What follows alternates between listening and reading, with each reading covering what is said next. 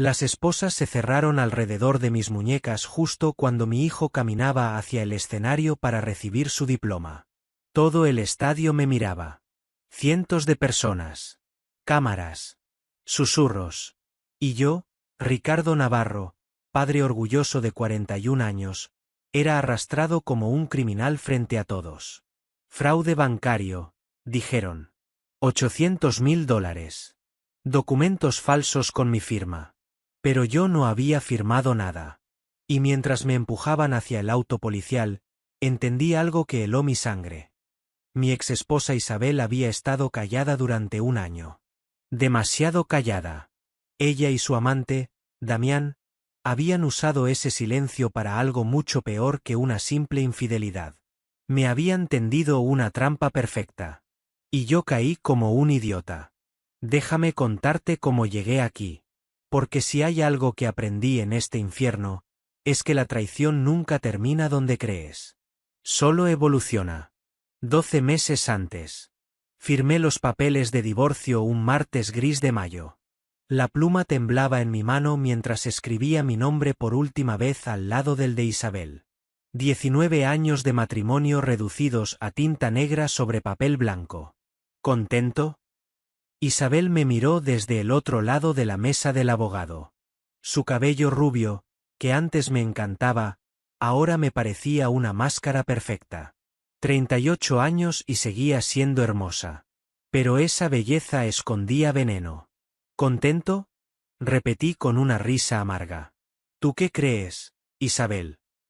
A su lado, Damián Cortés se removió en su silla. 45 años, arquitecto exitoso, trajes caros, sonrisa de tiburón. El hombre por el que mi esposa había destruido nuestra familia. Lo miré directo a los ojos. Disfruta lo que robaste, Damián. Espero que valga la pena. Él sonrió. Esa maldita sonrisa condescendiente. Ricardo, nadie robó nada. Isabel simplemente eligió una vida mejor.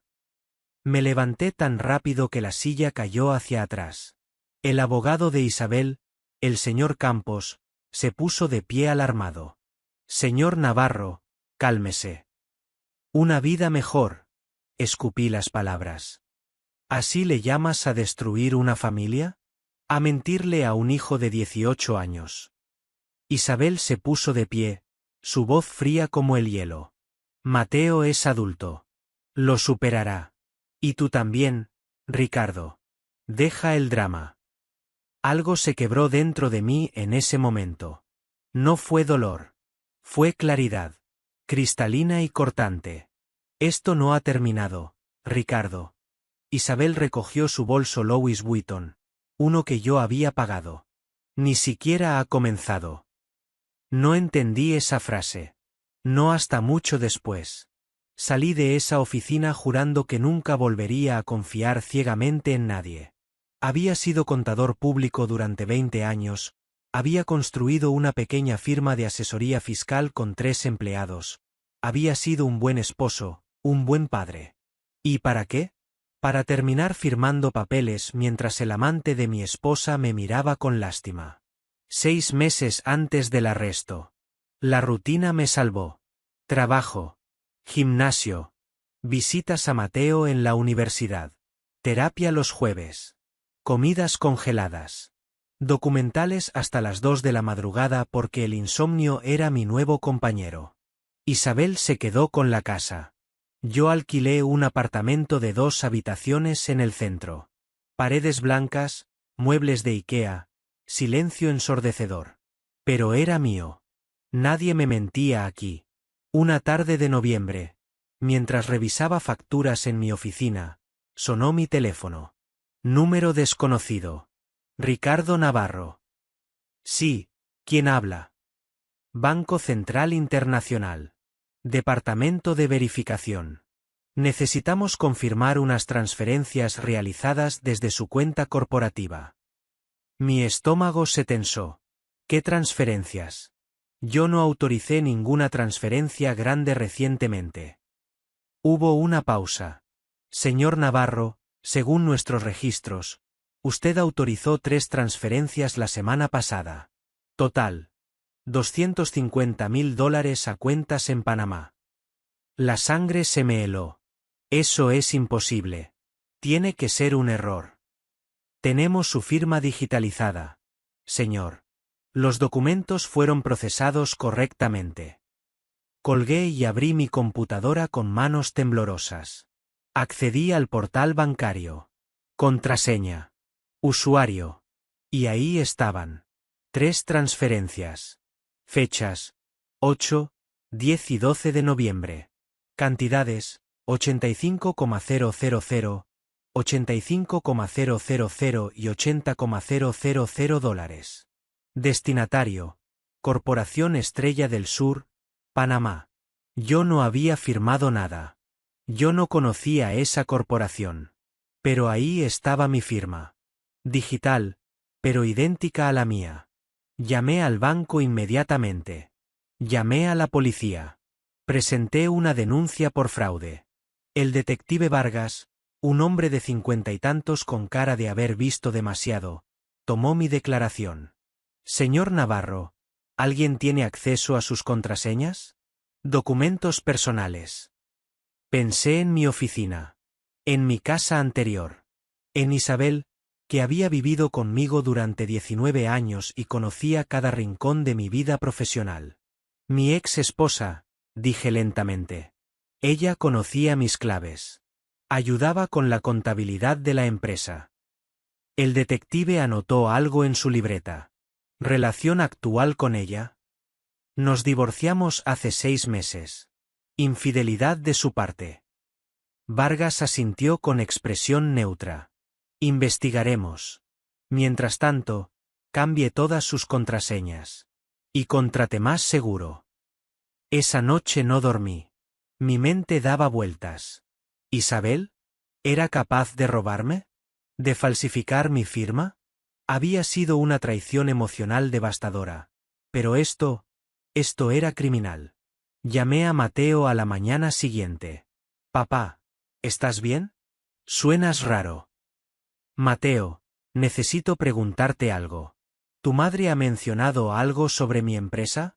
Problemas financieros. Silencio al otro lado. Papá, ¿por qué lo preguntas? Solo responde, hijo. Bueno. Hace unas semanas mamá comentó algo sobre que tú habías hecho malas inversiones. Que tu negocio estaba en problemas. Pero yo no le creí mucho.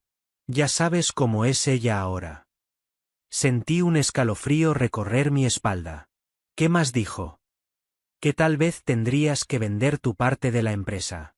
Que Damián podría ayudarte si se lo pedías. La voz de Mateo sonaba incómoda. Papá, no me gustó cómo sonó. Por eso no te dije nada. Colgué y miré por la ventana de mi oficina. Abajo, el tráfico fluía normal. La gente caminaba a sus trabajos. Vidas ordinarias. Mientras la mía se desmoronaba silenciosamente. Isabel estaba plantando semillas. Preparando el terreno. ¿Para qué? 2 meses antes del arresto. Las transferencias fraudulentas aumentaron. Cada semana, mi firma aparecía en documentos que yo nunca había visto. El banco congeló mis cuentas. Mi empresa entró en crisis. Mis 3 empleados me miraban con desconfianza. Ricardo, ¿qué está pasando?, preguntó Sofía, mi asistente de 10 años. Los clientes se están preguntando. Hay rumores. Estoy siendo víctima de fraude. Sofía. Estoy luchando contra esto. Pero la verdad era que estaba perdiendo. Cada día, más evidencia aparecía contra mí. Documentos. Correos electrónicos. Registros de llamadas. Todo apuntaba a que yo había creado empresas fantasma, transferido dinero, evadido impuestos.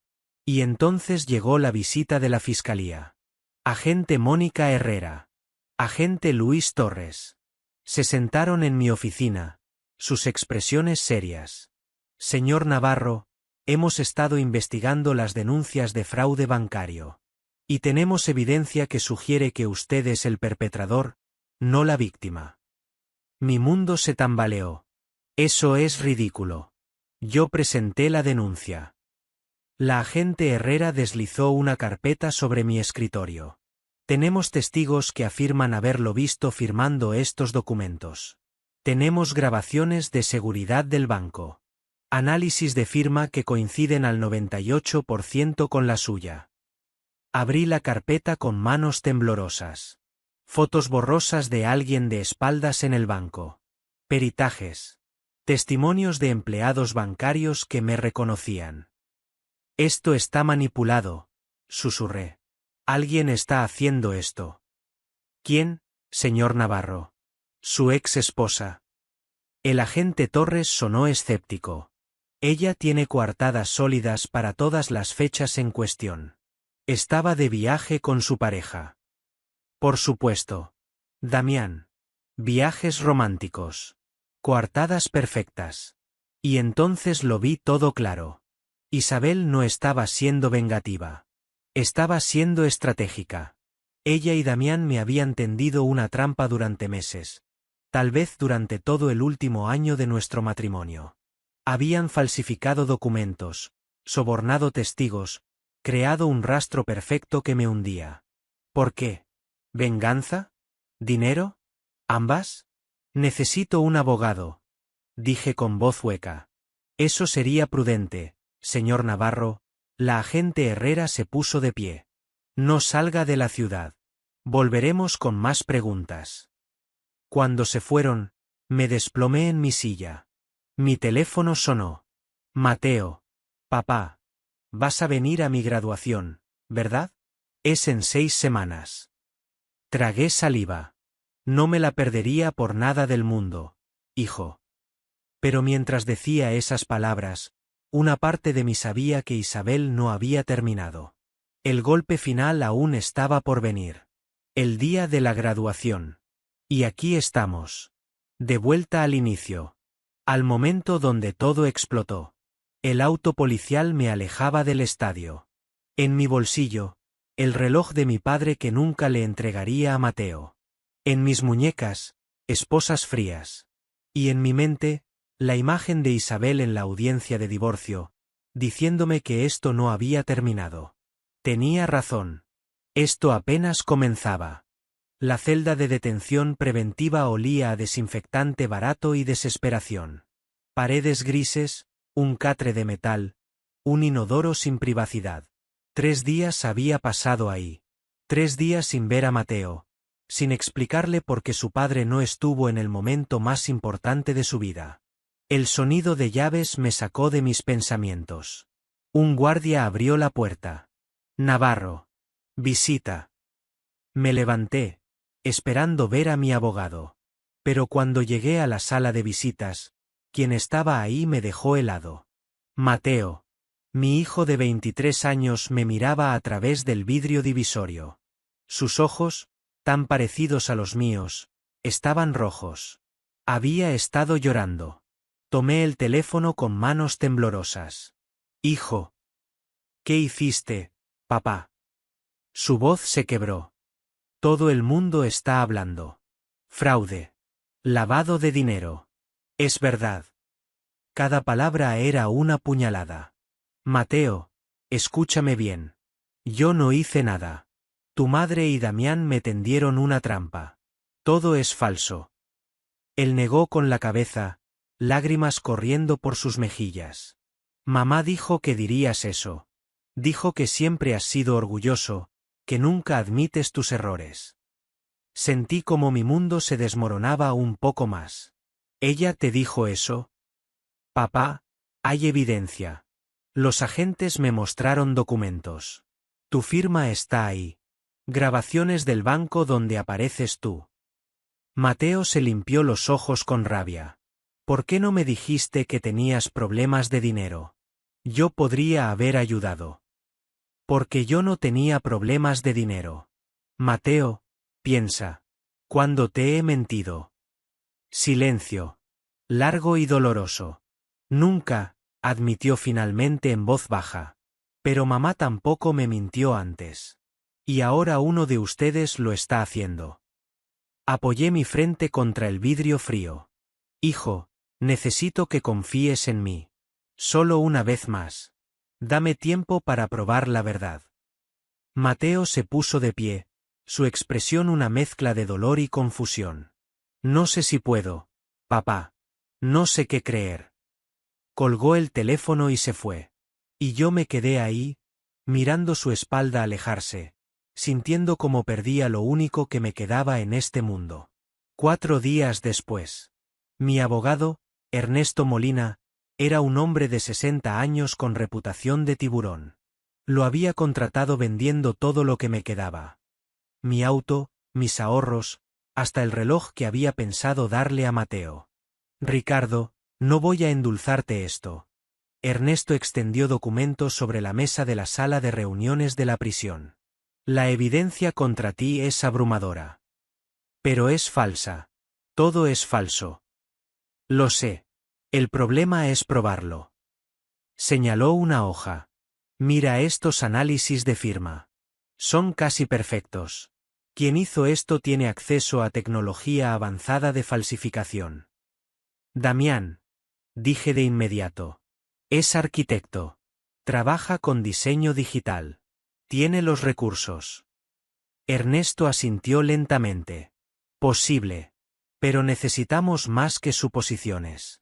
Necesitamos pruebas concretas. Me pasó otra carpeta. La abrí y sentí como la bilis subía a mi garganta. Más documentos. Más firmas. Más transferencias. Esta vez por $500.000 adicionales. Esto es nuevo, susurré. Esto no estaba antes. Lo sé. La fiscalía lo presentó ayer. Alegadamente, estas transferencias ocurrieron hace 2 semanas. Justo antes de tu arresto. 2 semanas. Cuando yo ya estaba bajo investigación. Cuando cada movimiento mío era vigilado. Ernesto, yo estaba siendo investigado.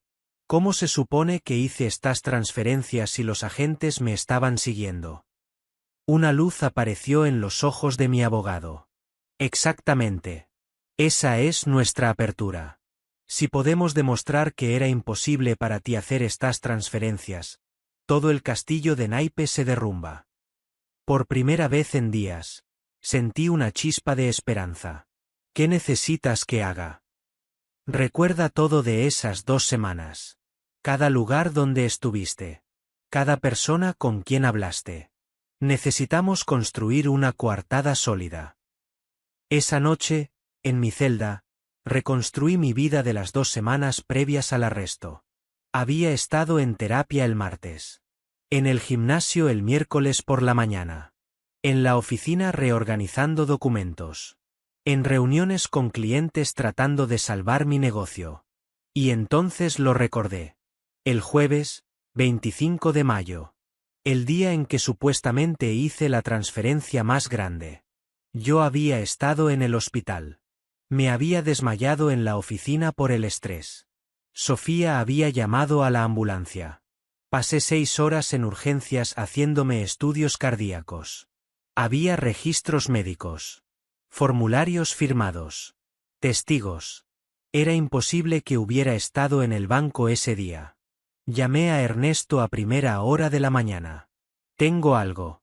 El 25 de mayo estuve en el Hospital San Rafael desde las 11 de la mañana hasta las 5 de la tarde. Hay registros. La transferencia supuestamente ocurrió a las 2:30 de la tarde en el Banco Central, ubicado a 40 minutos del hospital. Escuché cómo Ernesto contenía la respiración. Ricardo, esto es oro. Consigue esos registros médicos. Ya. 2 días después. Ernesto llegó a la visita con una expresión extraña. No era victoria. Era preocupación. ¿Qué pasó? ¿Conseguiste los registros? Se sentó lentamente. Los conseguí. Y aquí está el problema. Deslizó una carpeta hacia mí. La abrí. Mis registros médicos del hospital. Todo correcto. Hora de entrada. 11:23 de la mañana. Hora de salida. 5:15 de la tarde. Pero había una nota adicional agregada al archivo. Paciente salió del hospital de 1:30 de la tarde a 3 de la tarde para atender asunto urgente. Regresó para completar estudios. Mi sangre se heló. Eso es mentira. Yo nunca salí del hospital. Estaba en la camilla todo el tiempo esperando resultados. Lo sé, Ricardo. Pero alguien modificó estos registros. Y no fue hace mucho. Mira la fecha de la última modificación. Vi el sello digital. 2 días después de mi arresto. Alguien entró al sistema del hospital y alteró mis registros después de que fui arrestado. Dije lentamente, el horror expandiéndose en mi pecho. Sabían que usaría esto como coartada. Se adelantaron. Ernesto asintió con expresión sombría. Quien está detrás de esto tiene recursos. Poder. Conexiones en lugares altos. No es solo tu ex esposa y su amante, Ricardo. Hay alguien más grande involucrado. Me recosté en la silla, sintiendo como las paredes de la trampa se cerraban más y más. Entonces, ¿qué hacemos? Cavamos más profundo. Si pueden modificar registros hospitalarios, dejaron rastros digitales. Contrataré a un experto forense en informática. Ernesto hizo una pausa. Pero necesito que me digas algo con honestidad. ¿Tu ex esposa tenía conexiones con gente poderosa? ¿Políticos? ¿Empresarios importantes? Pensé en Isabel. En su vida antes de conocerme. Había venido de una familia adinerada que perdió su fortuna cuando ella tenía 20 años. Siempre hablaba de recuperar ese estilo de vida. De volver a los círculos de élite. Y entonces una memoria me golpeó como un tren. 3 meses antes del divorcio. Isabel había ido a una gala benéfica. Dijo que era para networking, para su trabajo en la galería de arte. Yo no fui porque tenía gripe. Pero recordaba haberla visto en fotos en redes sociales. Estaba con Damián. Sí. Pero también con otra persona. Rodrigo Salinas. El desarrollador inmobiliario más poderoso de la ciudad. El hombre detrás de proyectos multimillonarios. El mismo hombre que había sido acusado 3 veces de corrupción y siempre había salido libre por falta de evidencia. Rodrigo Salinas, dije en voz alta. Isabel estaba en una gala con él. Y Damián. Damián es arquitecto. Trabaja en proyectos grandes. Ernesto se puso pálido. Ricardo, si Rodrigo Salinas está involucrado, esto es mucho más peligroso de lo que pensé. Ese hombre tiene jueces en su bolsillo. Fiscales. Políticos. ¿Por qué querría destruirme a mí? Soy un simple contador. Mi abogado me miró con una expresión que nunca olvidaré. Tal vez no eres el objetivo principal. Tal vez eres el chivo expiatorio perfecto para algo mucho más grande. Esa noche, solo en mi celda, las piezas comenzaron a encajar de una manera que me aterró. ¿Y si Isabel no me había engañado solo por amor a Damián? ¿Y si todo había sido un plan desde el principio? Casarse con un contador respetable. Tener acceso a mi firma, a mis credenciales profesionales. Esperar el momento perfecto. Y cuando ya no me necesitaban, destruirme y usar mi identidad para lavar dinero. No era venganza. Era negocio. Y yo había sido tan ingenuo, tan confiado, que les había entregado todas las herramientas para destruirme. Mi teléfono interno sonó. Una llamada permitida desde un número externo. Sí. Una voz masculina, distorsionada electrónicamente. Ricardo Navarro. Deja de investigar. Acepta el trato que te ofrecerán.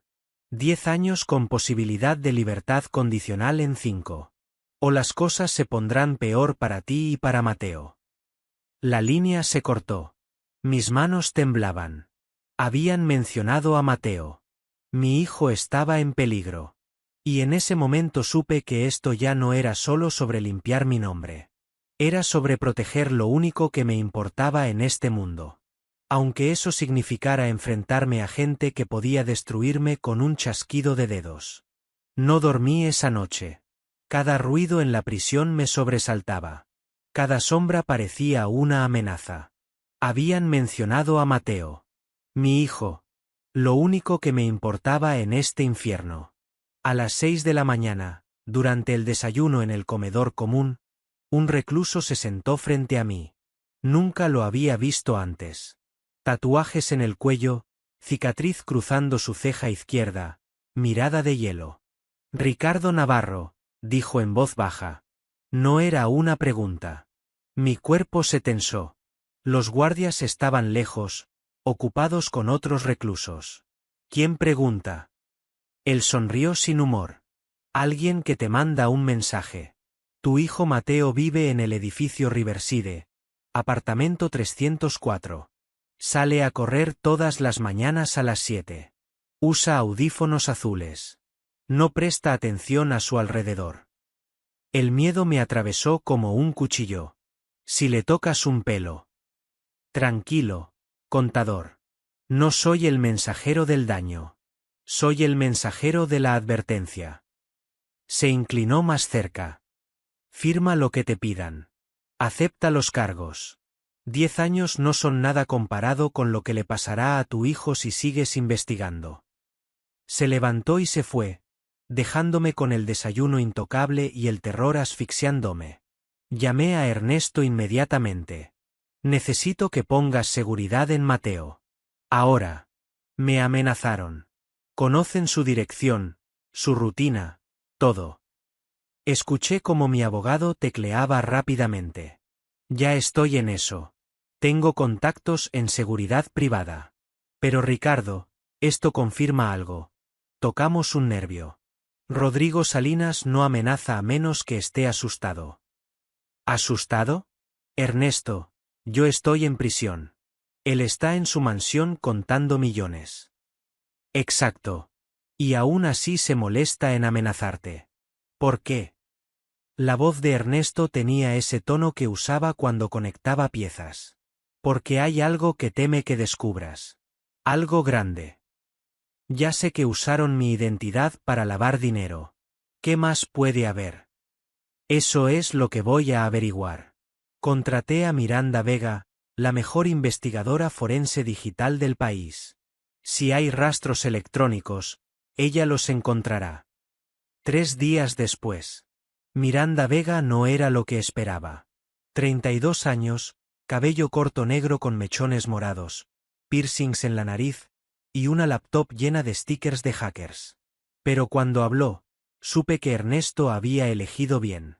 Señor Navarro, sus registros médicos fueron alterados desde una IP específica. Logré rastrearla. Sus dedos volaron sobre el teclado. Pertenece a una empresa de consultoría informática llamada TechFlow Solutions. Nunca escuché de ellos. No muchos lo han hecho. Es una empresa fantasma. Pero adivina quién es uno de sus clientes principales. Ya sabía la respuesta. Rodrigo Salinas. Exacto. Pero hay más. Miranda giró la pantalla hacia mí. TechFlow también maneja la seguridad informática de 3 bancos importantes de la ciudad, incluyendo el Banco Central Internacional, el mismo donde ocurrieron las transferencias fraudulentas.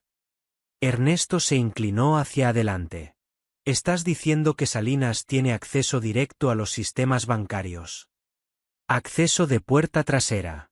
Oficial, es para auditorías de seguridad. Extraoficial, puede hacer lo que quiera sin dejar rastros, o plantando los que necesite. La magnitud de esto me golpeó como una ola. No solo falsificaron mi firma. Entraron a los sistemas del banco y crearon un historial completo de transacciones que nunca ocurrieron. Peor aún, Miranda siguió tecleando. Encontré algo más.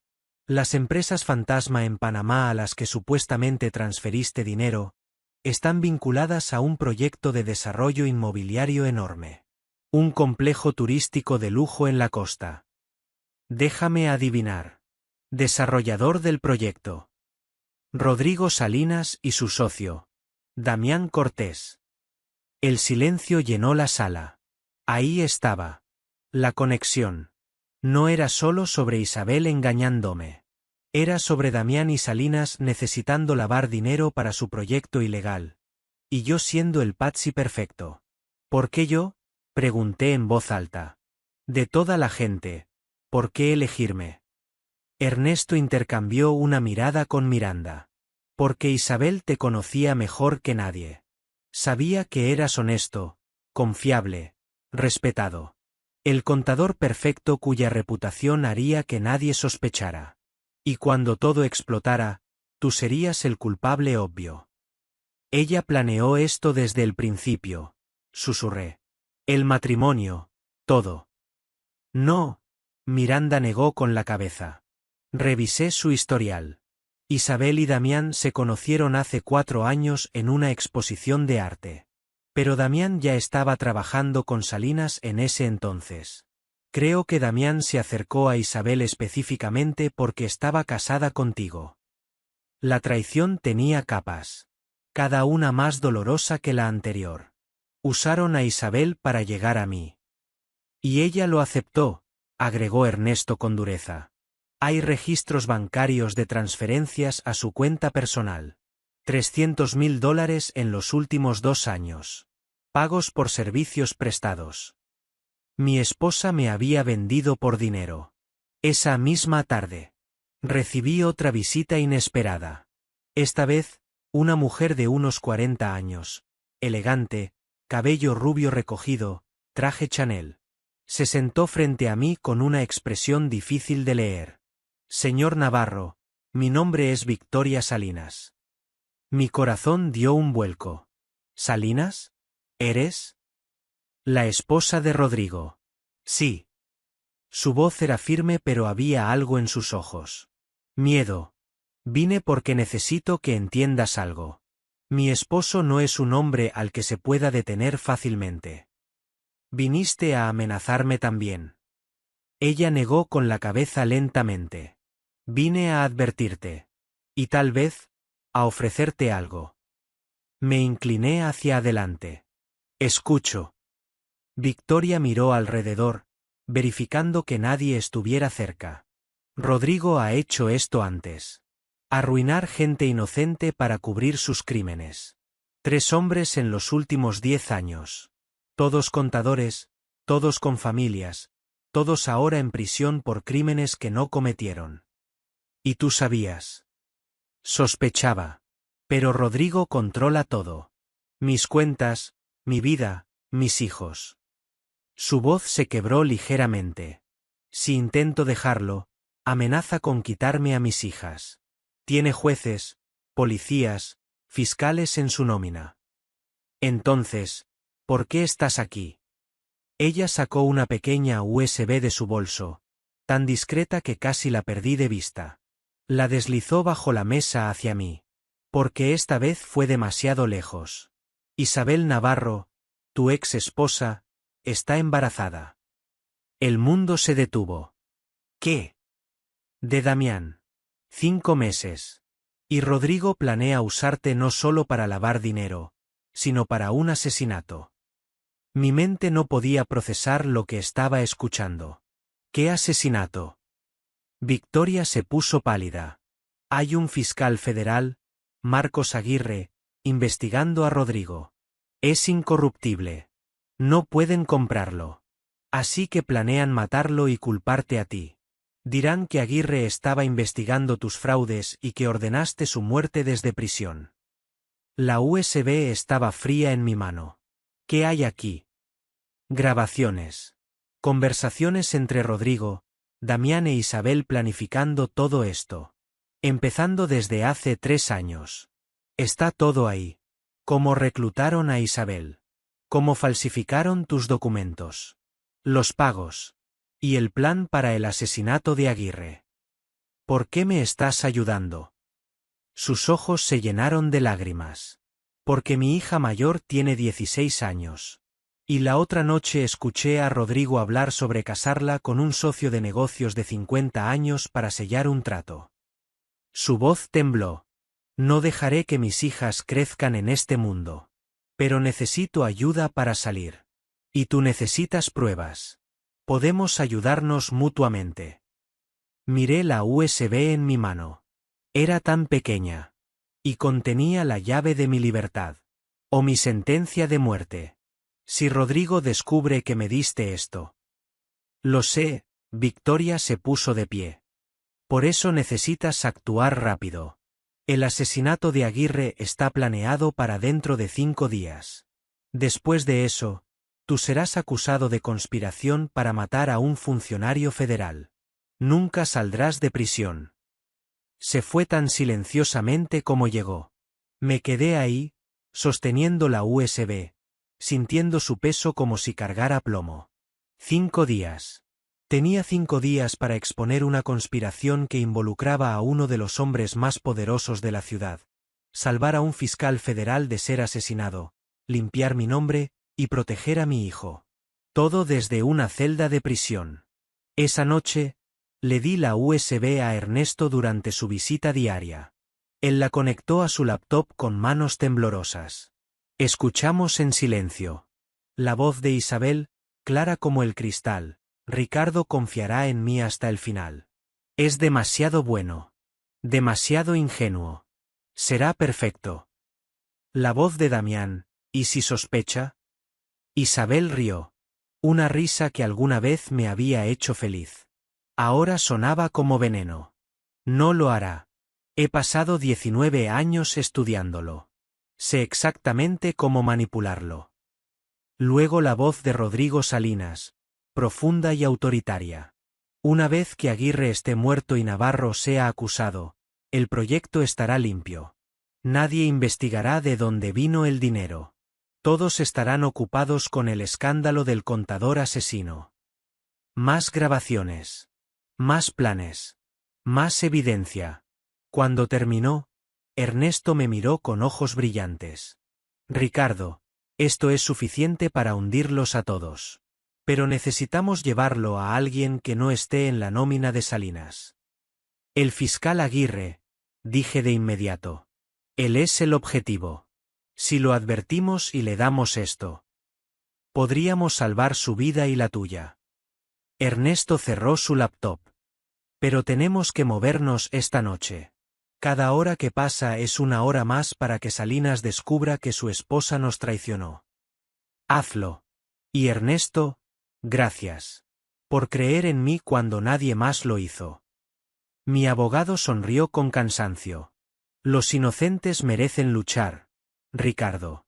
Y tú vas a salir de aquí. Te lo prometo. Pero mientras Ernesto se iba con la evidencia que podría liberarme, una parte de mí no podía dejar de pensar en Isabel. 19 años. Había pasado 19 años de mi vida amando a una mujer que me veía como una herramienta. Un medio para un fin. Y ahora estaba embarazada de otro hombre, planificando mi destrucción total. El dolor era insoportable. Pero debajo del dolor, algo más crecía. Furia. Fría. Calculada. Implacable.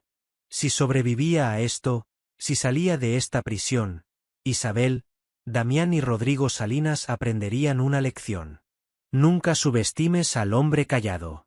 Porque cuando finalmente se rompe, no hay vuelta atrás. 48 horas. Eso era todo lo que había pasado desde que Ernesto salió de la prisión con la USB de Victoria Salinas. 48 horas sin noticias. Sin llamadas. Sin visitas.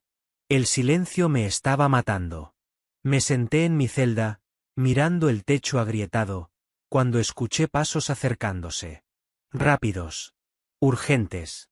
Un guardia abrió la puerta de golpe. Navarro. Traslado inmediato. Mi corazón se detuvo. ¿Traslado? ¿A dónde? Prisión federal. Nuevos cargos. Vamos. Nuevos cargos. Rodrigo Salinas se había movido primero. Me estaban enterrando más profundo antes de que pudiera contraatacar.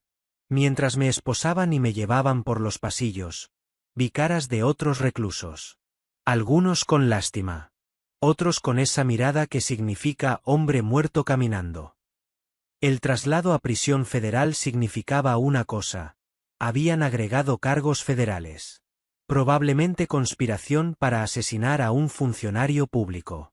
El fiscal Aguirre. Estaban adelantándose al plan.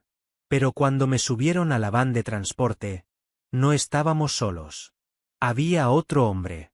50 años, cabello canoso, traje arrugado, esposas en las manos. Nos miramos. ¿Ricardo Navarro? Preguntó en voz baja. ¿Quién pregunta? Marcos Aguirre. Fiscal federal. El mundo se detuvo. El hombre que supuestamente debían asesinar estaba esposado junto a mí. ¿Qué? ¿Por qué estás? Me arrestaron esta mañana. Su voz temblaba de furia contenida. Acusaciones de corrupción, aceptar sobornos, obstrucción a la justicia. Todo falso. Todo plantado. Me miró directo a los ojos. Y aparentemente, tú eres mi cómplice. Según la fiscalía, nos asociamos para encubrir tus fraudes a cambio de pagos. Rodrigo Salinas había cambiado de estrategia. En lugar de matar a Aguirre, lo estaba destruyendo legalmente. 2 pájaros de un tiro. Esto es obra de Rodrigo Salinas, dije rápidamente, mirando alrededor para asegurarme de que los guardias no escucharan. Está montando todo. Tengo pruebas. Lo sé. Aguirre se inclinó más cerca. Tu abogado me contactó hace 2 días. Escuché las grabaciones. Iba a presentar una orden de arresto contra Salinas esta mañana. Pero me arrestaron a mí primero. Su mandíbula se tensó. Tiene al fiscal general en su bolsillo. Tal vez más arriba. La magnitud de la corrupción era abrumadora. Entonces estamos acabados.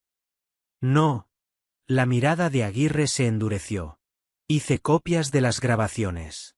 Las envié a personas fuera de la jurisdicción estatal. FBI. Departamento de Justicia. Periodistas de investigación. Si me silencian, las bombas explotarán de todos modos. Por primera vez en días, sentí una chispa de esperanza. ¿Cuánto tiempo tenemos? 72 horas antes de que el FBI se mueva oficialmente. Necesitan verificar la autenticidad de las grabaciones, obtener órdenes federales. Mientras tanto, Salinas intentará silenciarnos permanentemente. La van se detuvo. Habíamos llegado a la prisión federal.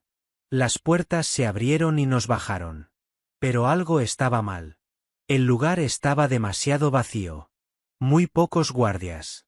Y los que había tenían esa mirada que había aprendido a reconocer. Hombres comprados. Aguirre lo vio también. Nos van a matar aquí, susurró. Antes de que lleguemos a las celdas. Nos llevaron por un pasillo largo y solitario.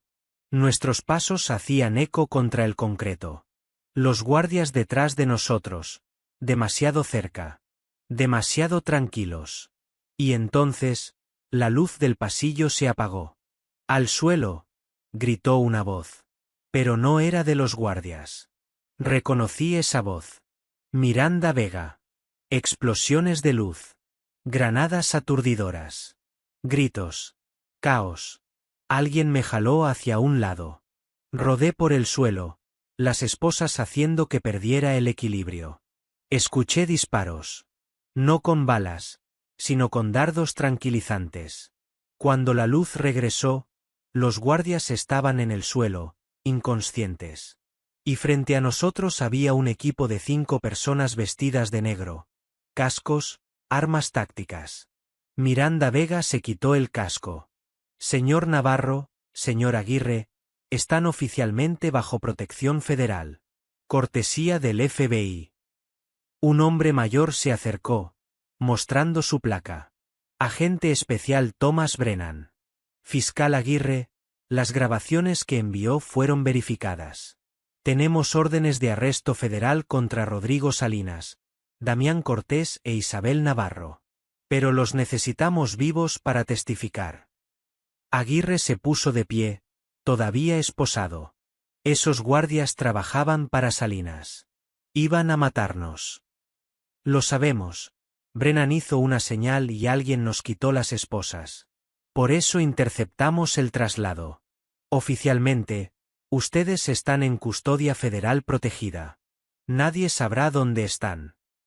Miranda se acercó a mí. Señor Navarro, su hijo Mateo también está en protección. Está a salvo.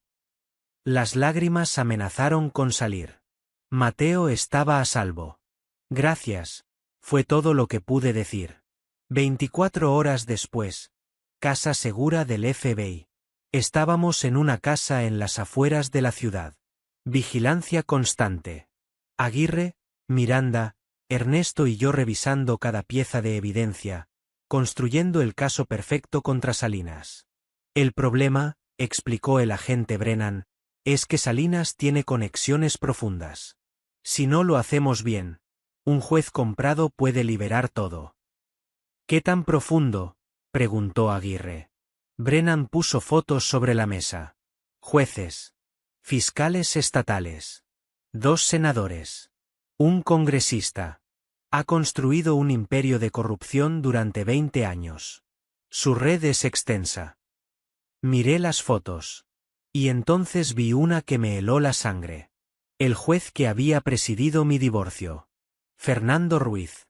Estaba en la nómina de Salinas. Ese juez, señalé la foto, manejó mi divorcio. Favoreció cada petición de Isabel. Pensé que solo era mala suerte. Miranda tecleó rápidamente en su laptop. Revisaré los registros del divorcio.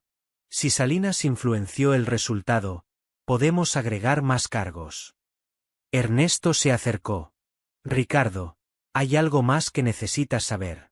Victoria Salinas, la mujer que te dio la USB, está desaparecida.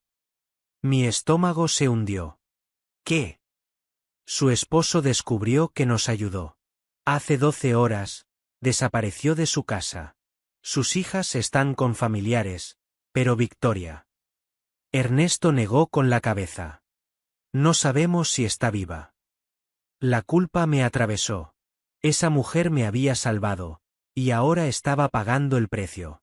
Tenemos que encontrarla. El FBI está en eso, dijo Brennan. Pero Navarro, necesito que entiendas algo. Rodrigo Salinas está eliminando cabos sueltos. Victoria. Testigos potenciales. Cualquiera que pueda hundirlo. Está en modo de supervivencia. ¿Eso nos incluye? Sí. Por eso están aquí. Protegidos. Un agente entró corriendo a la sala. Señor, tenemos movimiento. Rodrigo Salinas acaba de abordar su jet privado en el aeropuerto municipal. Destino, Islas Caimán. Está huyendo. Aguirre se puso de pie de golpe. Si sale del país, lo perdemos.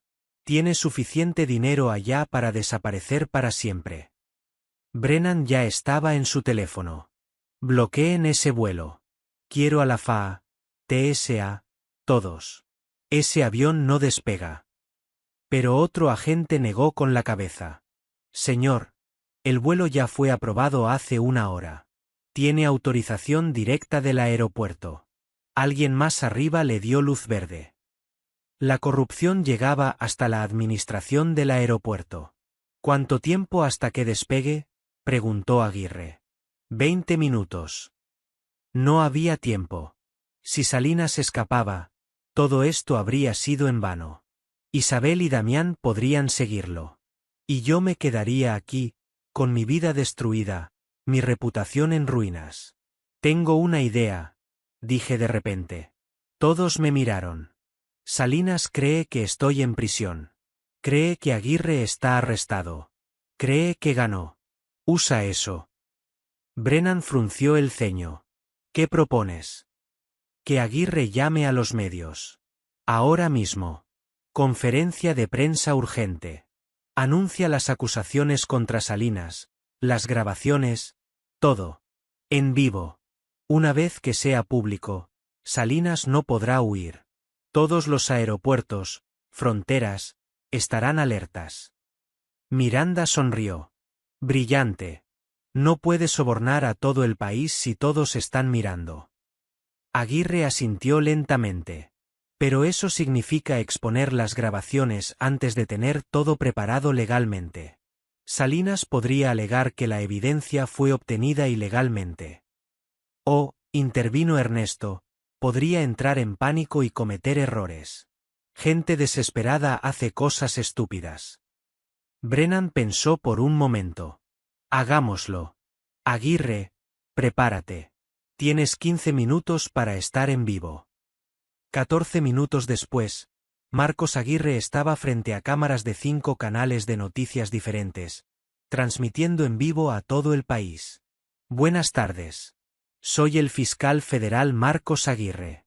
Hace 2 días, fui arrestado bajo cargos falsos diseñados para silenciar una investigación sobre uno de los casos de corrupción más grandes en la historia de este estado. La sala de conferencias de prensa quedó en silencio absoluto.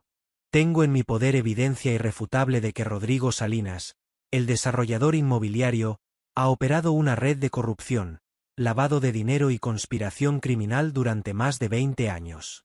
Esta evidencia incluye grabaciones de audio donde el señor Salinas admite haber falsificado documentos, sobornado funcionarios públicos y conspirado para asesinarme. Flashes de cámaras. Reporteros gritando preguntas. Además, un hombre inocente, Ricardo Navarro, fue falsamente acusado y encarcelado como parte de un plan para usar su identidad para lavar dinero. El señor Navarro es una víctima, no un criminal. En la casa segura, vi la transmisión con el corazón latiendo salvajemente. Mi nombre. Mi cara en las noticias. Pero esta vez, como víctima. Como inocente. El teléfono de Brennan sonó. ¿Sí? Entendido. Colgó y nos miró. El jet privado de Salinas acaba de ser detenido en la pista. Rodrigo Salinas está siendo arrestado en este momento. Damián Cortés fue ubicado en su oficina. También arrestado. ¿E Isabel? Pregunté, mi voz tensa. Brennan vaciló. Aún no la ubicamos. Por supuesto. Isabel siempre fue la más astuta. Mientras Rodrigo y Damián estaban en el centro de atención, ella había desaparecido. Pero no por mucho tiempo. Porque ahora el mundo sabía la verdad. Y no habría lugar donde pudiera esconderse de mí. 3 días después de la conferencia de prensa, todos los cargos en mi contra fueron retirados. Oficialmente, era un hombre libre. Pero la libertad no se sentía como pensé que sería. Me paré frente al espejo del baño de la casa segura del FBI. El hombre que me devolvía la mirada había envejecido 10 años en 2 semanas. Ojeras profundas, barba descuidada, cicatrices invisibles que nunca sanarían del todo. La puerta se abrió detrás de mí. Ernesto. Ricardo. Mateo está aquí. Mi corazón se detuvo. Hacía casi 3 semanas que no veía a mi hijo. Desde la graduación que me perdí. Desde el arresto que lo humilló frente a todos sus conocidos. Salí al salón. Y ahí estaba. Mateo se puso de pie cuando me vio. Más delgado. Ojos rojos de no dormir. Pero vivo. A salvo. Papá. No dijimos más. Corrí hacia él y lo abracé como no lo hacía desde que era niño. Lo sentí temblar. Escuché sus sollozos ahogados contra mi hombro. Lo siento, susurré contra su cabello. Siento todo. La graduación, el escándalo, ponerte en peligro. No, Mateo se separó. Lágrimas corriendo por su rostro. Yo lo siento. Te creí culpable. Dudé de ti. Mamá me llenó la cabeza de mentiras y yo te abandoné cuando más me necesitabas. Le tomé el rostro entre mis manos. Hijo, escúchame bien. Nada de esto es tu culpa. Tu madre nos manipuló a ambos. Ella es la villana aquí, no tú. Vi las noticias. Las grabaciones. Todo. Su voz se quebró. Mamá me usó para hacerte daño. Cada vez que te hablaba sobre ella, cada cosa que te decía, era parte de su plan para destruirte. Lo abracé de nuevo, sintiendo su dolor mezclarse con el mío. Ella eligió su camino. Mateo. Tú y yo elegiremos el nuestro. Juntos. Esa misma tarde. El agente Brennan nos reunió en la sala de conferencias. Había noticias. Ricardo, encontramos a Victoria Salinas. Me puse de pie de golpe. ¿Está viva? Sí. Golpeada, aterrorizada, pero viva. Rodrigo la tenía encerrada en un almacén en el distrito industrial. Cuando lo arrestamos, sus guardaespaldas huyeron. La dejaron ahí. Alivio y furia se mezclaron en mi pecho. Puedo verla. Está en el hospital. Bajo protección. Pero sí, puedes visitarla. Una hora después, estaba en la habitación 407 del Hospital General. Victoria Salinas tenía el rostro hinchado, un brazo enyesado, moretones cubriendo cada centímetro de piel visible. Señor Navarro, su voz era apenas un susurro. Victoria, yo, no tengo palabras. Lo que hiciste, el precio que pagaste. Ella negó con la cabeza lentamente. Hice lo correcto. Finalmente. Después de años de mirar hacia otro lado, de permitir que Rodrigo destruyera vidas. Lágrimas silenciosas corrieron por sus mejillas. Mis hijas están a salvo. Eso es lo único que importa. Testificarás contra él. Hasta mi último aliento. Su mirada se endureció con una determinación que reconocí porque la sentía en mí mismo. Rodrigo me quitó 20 años de mi vida. Ahora yo le quitaré su libertad. Salí del hospital sintiéndome extraño. Victoria había encontrado su fuerza en la venganza. ¿Yo haría lo mismo? 4 días después. Las audiencias preliminares comenzaron. Rodrigo Salinas y Damián Cortés fueron formalmente acusados de conspiración, fraude, lavado de dinero, intento de asesinato, y una lista de delitos que tomó 10 minutos leer. Yo estaba en la sala del tribunal cuando entraron. Rodrigo con un traje caro pero esposas en las manos. Damián más delgado, asustado, quebrado. Cuando Rodrigo me vio, su expresión no cambió. Ni siquiera una chispa de emoción. Como si yo fuera un insecto que había intentado aplastar y falló. Pero Damián me miró con algo que podría haber sido arrepentimiento. O tal vez solo miedo. ¿El pueblo llama a su primer testigo?, preguntó el juez. Sí, su señoría. Llamamos a Victoria Salinas. Victoria subió al estrado con paso firme a pesar de las muletas. Y durante 3 horas, demolió a su esposo con cada palabra. Contó sobre los sobornos, los chantajes, las amenazas, los 3 contadores anteriores cuyas vidas Rodrigo había destruido para encubrir sus crímenes. Y finalmente, habló sobre mí. Rodrigo vio al señor Navarro como el Patsy perfecto. Un hombre honesto, confiable, con una esposa que podía ser comprada. Isabel Navarro fue reclutada específicamente para esto. Le pagaron $300,000 durante 2 años. Su trabajo era mantener a Ricardo confiado mientras robaban su identidad. Escuchar eso en voz alta, en un tribunal lleno de gente, fue como recibir una puñalada otra vez. El abogado defensor de Rodrigo intentó destrozar el testimonio de Victoria. Señora Salinas, ¿no es cierto que usted tiene motivos personales para mentir sobre su esposo? ¿No está intentando obtener un divorcio favorable? Victoria lo miró con desprecio. Tengo grabaciones, documentos, transferencias bancarias, testigos. Si quisiera mentir, no necesitaría pruebas. El juez golpeó su mazo. Suficiente. El testimonio queda registrado. La audiencia continúa mañana. Esa noche, en la casa segura, recibí una llamada de Miranda. Ricardo, tengo algo. Rastreé el teléfono de Isabel. Mi corazón se aceleró. ¿Dónde está? Se registró en un motel en la frontera. Parece que está intentando cruzar a México. México. Sin tratado de extradición para algunos delitos. Ella planeaba escapar. Dile al FBI. Ya lo hice. Pero, Ricardo, hay algo más. Isabel no está sola. Fruncí el ceño. ¿Qué quieres decir? Hay otra persona con ella. Identificamos la placa del auto. Pertenece a alguien llamado Andrés Montoya. ¿Te suena? El nombre me golpeó como un tren. Andrés Montoya. El hermano de Isabel. El mismo que supuestamente estaba viviendo en España durante los últimos 5 años. Su hermano, dije lentamente. Pensé que estaba en Europa. Aparentemente no. Y Ricardo, tiene antecedentes. Fraude de identidad. Falsificación de documentos.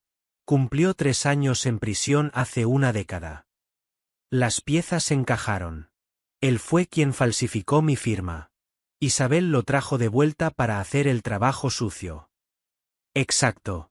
Y ahora están huyendo juntos. 6 horas después, motel fronterizo. Llegué con el FBI justo antes del amanecer. El motel era un lugar destartalado, pintura descascarada, neón parpadeante. Habitación 12, susurró el agente Brennan. 2 personas adentro. Confirmado que una es Isabel Navarro. Me pusieron un chaleco antibalas a pesar de mis protestas. No creía que Isabel me dispararía. Pero ya no estaba seguro de lo que ella era capaz. Cuando entremos, tú te quedas atrás, ordenó Brennan. Esto es una operación federal. Pero cuando derribaron la puerta, quien salió corriendo no fue Isabel. Era Andrés. Corrió hacia la ventana trasera, intentando escapar. 2 agentes lo taclearon antes de que llegara. Gritos. Forcejeos. Esposas. Y entonces, desde el baño, salió Isabel. Mi ex esposa. La mujer con la que compartí 19 años. La madre de mi hijo. Estaba embarazada de 6 meses ahora. Su vientre pronunciado bajo una camisa holgada. Su cabello sin lavar. Sin maquillaje. Ojos llenos de pánico. Nos miramos. Ricardo, dijo mi nombre como un ruego. Por favor. Algo dentro de mí se quebró. Y se volvió a endurecer. Más frío que antes. No. Fue todo lo que dije. Una sola palabra. Pero cargaba el peso de 19 años de amor destruido. Los agentes la esposaron. Ella lloró. Suplicó. Gritó que estaba embarazada. Que tenían que tener consideración. Lo tendremos, dijo Brennan fríamente. En la enfermería de la prisión. Mientras la sacaban, Isabel me miró una última vez. Yo te amaba, dijo, su voz quebrada. Al principio, realmente te amaba. No, respondí con voz hueca. Nunca lo hiciste. Porque el amor no hace esto. Y esas fueron las últimas palabras que intercambiamos. Una semana después. El juicio mediático explotó. Cada canal de noticias, cada periódico, cada portal en línea hablaba del escándalo Salinas. Las redes sociales me convirtieron en símbolo de injusticia combatida. Gente que no conocía me enviaba mensajes de apoyo. Abogados se ofrecieron a ayudarme a demandar por daños. Empresas querían contratarme como asesor de ética. Mi vida, que había sido destruida, estaba siendo reconstruida. Pero no de la manera que esperaba. Ricardo. Ernesto se sentó frente a mí en el café donde nos reuníamos ahora que era seguro estar en público. Tengo una oferta. Varias, de hecho. ¿Qué tipo de ofertas? 3 firmas importantes quieren contratarte. No como contador, sino como consultor forense. Para detectar fraudes, auditar empresas, prevenir lo que te hicieron a ti. Miré mi café. No sé si estoy listo. También hay otra cosa. Ernesto deslizó una carpeta hacia mí. El fiscal Aguirre está formando un equipo especial para perseguir corrupción corporativa. Quiere que te unas. Tu experiencia, tu perspectiva, serías invaluable. Abrí la carpeta. Dentro había fotos de casos similares al mío. Gente inocente destruida. Familias rotas. Vidas arruinadas. Puedes ayudar a otros, continuó Ernesto. Puedes convertir lo que te hicieron en algo que previene que le pase a más gente. Por primera vez en semanas, sentí algo parecido a propósito. ¿Cuándo empiezo? Ernesto sonrió. Cuando estés listo. Esa noche, Mateo y yo cenamos juntos en el apartamento que acababa de alquilar. Nada lujoso. Pero era mío. Limpio. Honesto. Papá, Mateo dejó su tenedor.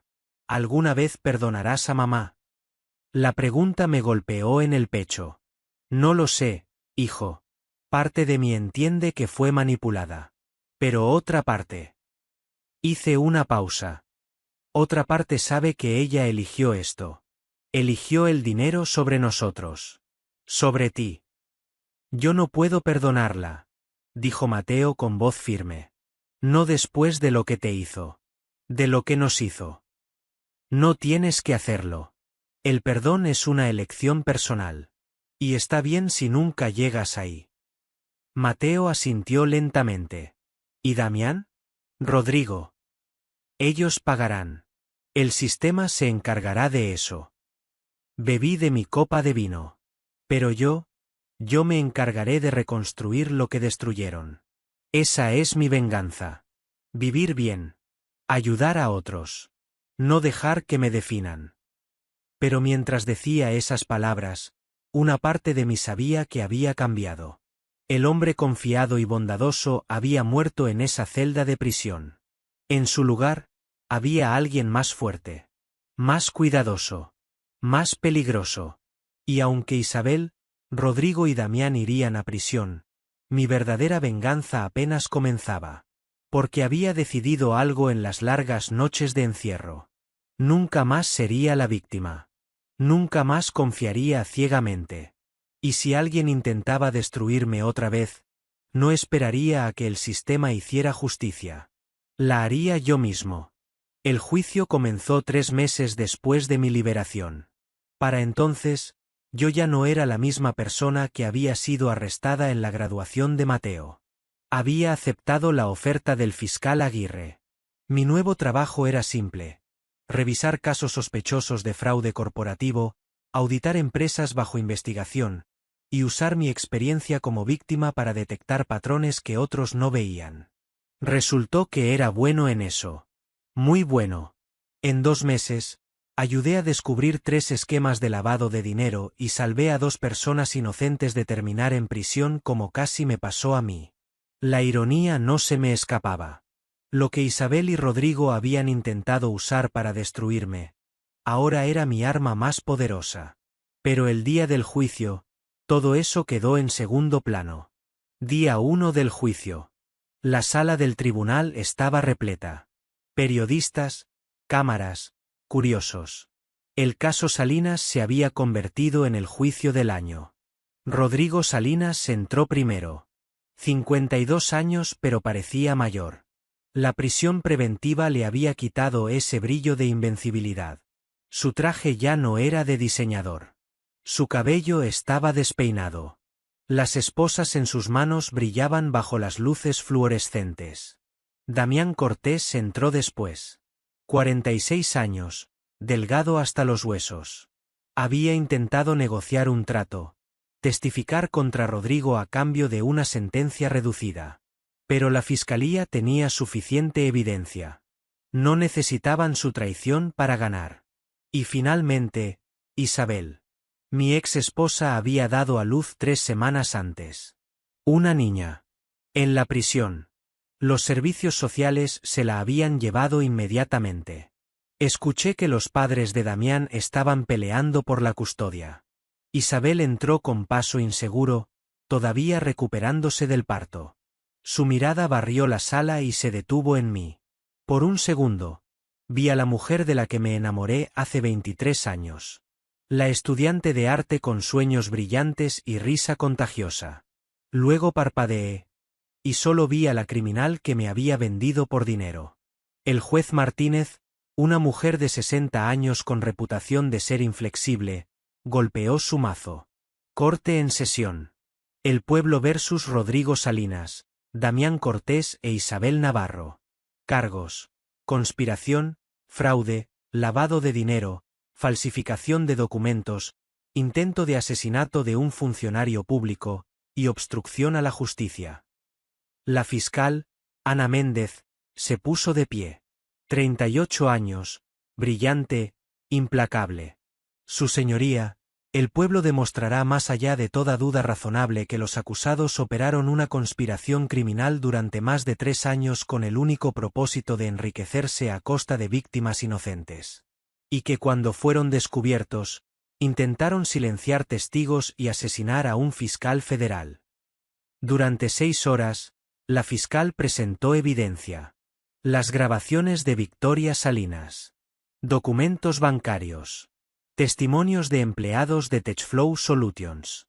Correos electrónicos entre Isabel y Damián planificando cada detalle de mi destrucción. Y luego me llamaron al estrado. Mi testimonio. Caminé hacia el frente de la sala sintiendo todos los ojos sobre mí. Isabel me miraba con lágrimas en los ojos. Rodrigo con indiferencia. Damián con algo que parecía vergüenza. Señor Navarro, comenzó la fiscal Méndez, ¿puede decirnos cuándo conoció a la acusada Isabel Montoya? Hace 23 años. En la universidad. Ella estudiaba arte. Yo contabilidad. ¿Cuándo se casaron? Hace 19 años. En junio del 2005. ¿Y cuándo notó que algo andaba mal en su matrimonio? Respiré hondo. Hace 4 años. Isabel comenzó a cambiar. Más distante. Siempre ocupada. Llegaba tarde a casa. ¿Sospechó infidelidad? Sí. Pero ella lo negó. Dijo que estaba estresada con el trabajo. La fiscal mostró una foto en la pantalla grande. Isabel y Damián en una gala, hace 3 años. ¿Reconoce esta imagen? Sí. Es de un evento al que Isabel asistió. Me dijo que era networking profesional. Sabía que Damián Cortés estaba ahí. No hasta después del divorcio. Más fotos. Isabel y Damián entrando a un hotel. Fechas y horas claramente visibles. ¿Reconoce estos lugares, señor Navarro? No. Nunca estuve ahí. Pero su tarjeta de crédito conjunta pagó estas habitaciones. ¿Cómo explica eso?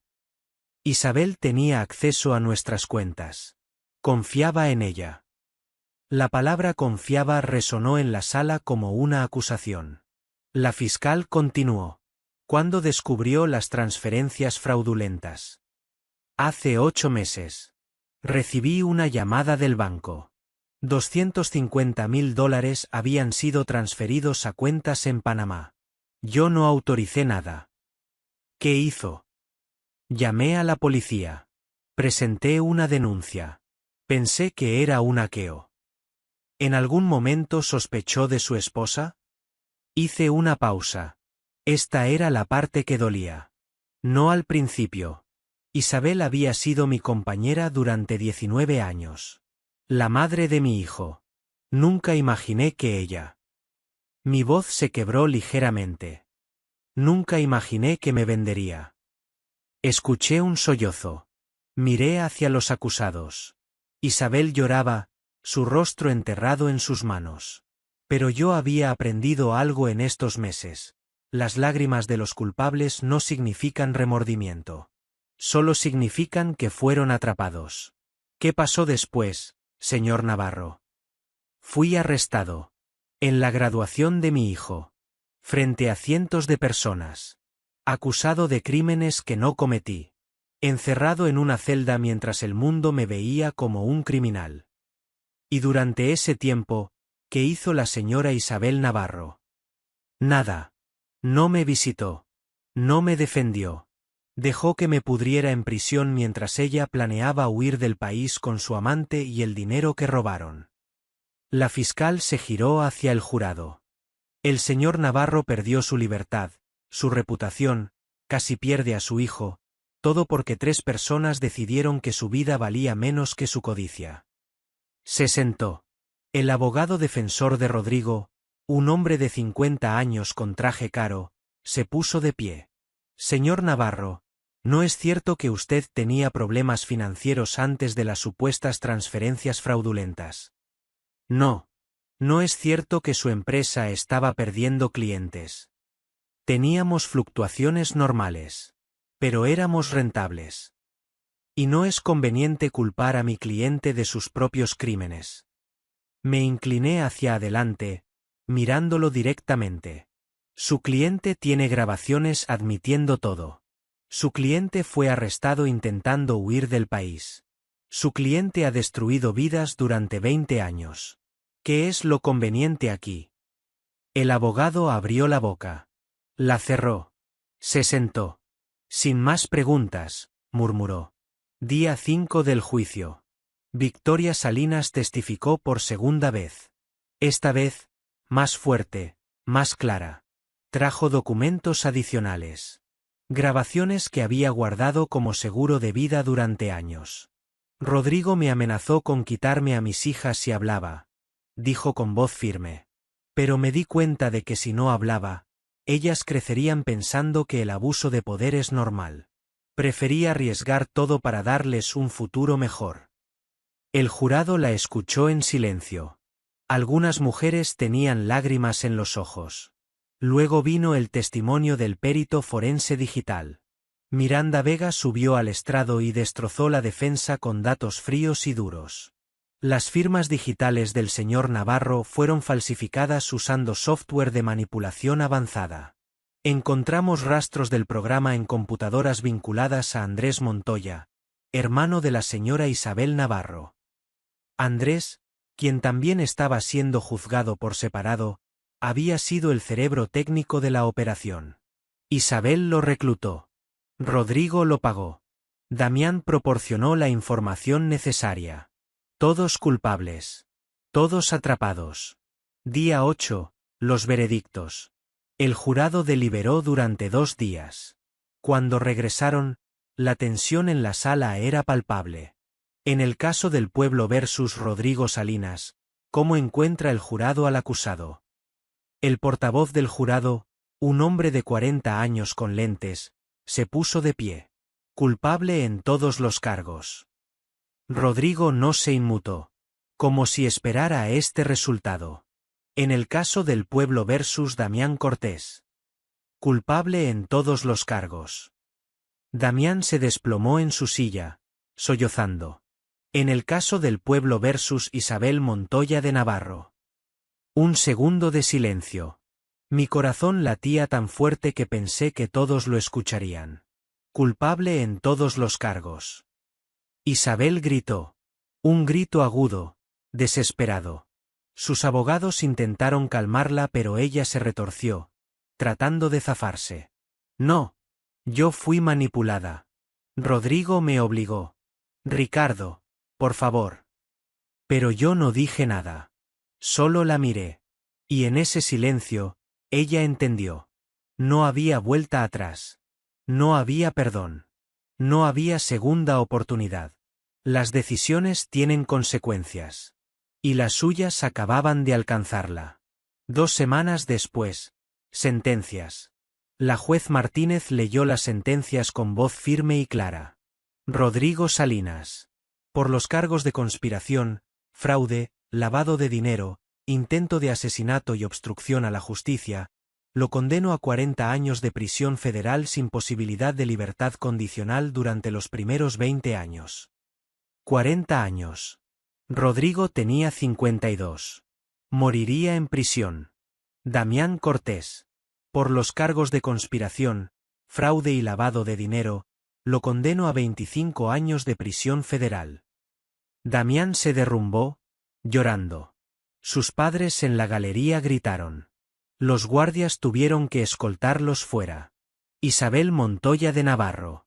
Por los cargos de conspiración, fraude y obstrucción a la justicia, la condeno a 18 años de prisión federal. 18 años. Isabel tenía 39. Saldría a los 57. Su vida, como la conocía, había terminado. Se giró hacia mí, lágrimas corriendo por su rostro. Ricardo, por favor. Di algo. Mateo necesita a su madre. Y por primera vez en meses, hablé directamente con ella. Mateo necesitaba a una madre que lo pusiera primero. Que eligiera a su familia sobre el dinero. Tú no eres esa persona. Nunca lo fuiste. Me levanté y salí de la sala. Y detrás de mí, escuché sus gritos convirtiéndose en sollozos que se desvanecieron en la distancia. Afuera del tribunal, los periodistas me rodearon. Señor Navarro, ¿cómo se siente? Obtuvo justicia. ¿Perdonará a su ex esposa algún día? Miré a las cámaras. Miles de personas verían esto. Y quería que todos entendieran algo. La justicia no es perdón. La justicia es consecuencias. Hoy, 3 personas que destruyeron vidas por codicia enfrentaron las suyas. Y espero que cada persona viendo esto entienda, las malas decisiones te alcanzan. Siempre. Me alejé, dejando las preguntas sin responder. Porque no necesitaba explicar más. Los veredictos hablaban por sí mismos. Y mi nueva vida apenas comenzaba. Me senté en mi nueva oficina, revisando el caso de otro hombre inocente acusado de fraude. Los patrones eran tan claros ahora. Cada detalle me gritaba conspiración. Sabía exactamente qué buscar, dónde mirar, cómo desmantelar las mentiras. Porque yo había estado ahí. Mi teléfono sonó. Mateo. Papá, ¿sigues viniendo a cenar esta noche? Sonreí. Mi hijo se había mudado conmigo hace 6 meses. Estaba reconstruyendo su vida también, trabajando como ingeniero junior, yendo a terapia, sanando. No me la perdería por nada. Colgué y miré por la ventana. La ciudad se extendía frente a mí. En algún lugar ahí abajo, Isabel cumplía su 2º año de prisión. Rodrigo languidecía en una celda federal. Damián había intentado suicidarse 2 veces. Y yo estaba aquí. Libre. Fuerte. Vivo. Victoria Salinas me había llamado la semana pasada. Había recuperado todo su dinero en el divorcio, abierto una fundación para víctimas de abuso conyugal. Sus hijas estaban prosperando. Todos habíamos sobrevivido. Todos habíamos cambiado. Esa tarde, mientras preparaba la cena con Mateo, él me hizo una pregunta. Papá, ¿alguna vez te arrepientes de no haber sido más cuidadoso? De haber confiado tanto. Pensé en eso. El hombre que fui habría dicho no, el amor requiere confianza. Pero ya no era ese hombre. Me arrepiento de ser ingenuo. Pero no me arrepiento de haber sido bueno. El problema no fue que yo confiara. El problema fue que ella eligió traicionar esa confianza. Mateo asintió. ¿Crees que mamá se arrepiente? Probablemente. Pero el arrepentimiento no borra las consecuencias. Esa noche, recibí un email. El caso que había estado revisando tenía nueva evidencia. Un hombre inocente sería liberado mañana gracias a mi trabajo. Cerré mi laptop y miré la foto de Mateo y yo en mi escritorio. Tomada 2 semanas atrás. Sonriendo, reconstruidos. Isabel me había enseñado una lección brutal. La confianza ciega es peligrosa. Pero yo había aprendido algo más importante. La destrucción no es el final. Es el comienzo de algo nuevo. Más fuerte. Más sabio. Más cuidadoso. La traición casi me destruye. Pero al final, solo me transformó en alguien que otros necesitaban. Y esa era mi verdadera venganza. Vivir. Prosperar. Ayudar. Porque mientras Isabel contaba los días en una celda, yo contaba las vidas que salvaba. Y eso, al final, era todo lo que importaba.